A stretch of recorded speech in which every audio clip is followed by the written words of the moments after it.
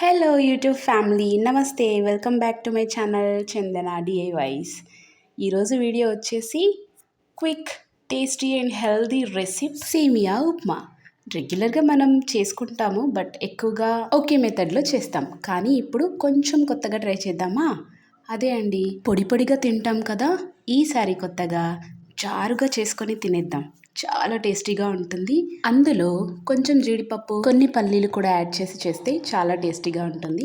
So ప్రాసెస్లోకి వెళ్ళిపోతే, ముందుగా సేమియాని మనం ఫ్రై చేసుకొని పెట్టుకోవాలి. వీలైతే కొంచెం గీ కూడా యాడ్ చేసుకొని ఫ్రై చేసుకోవచ్చు.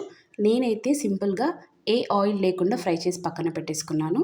తర్వాత కొంచెం ఆయిల్ లేదా గీ వేసేసి దాంట్లోనే పల్లీలు, జీడిపప్పు వేసేసి కొంచెం ఫ్రై చేసేసుకొని, అలాగే వేయించి పెట్టుకున్న సేమియాని కూడా యాడ్ చేసుకొని కొద్దిసేపు ఫ్రై చేసుకోవాలి.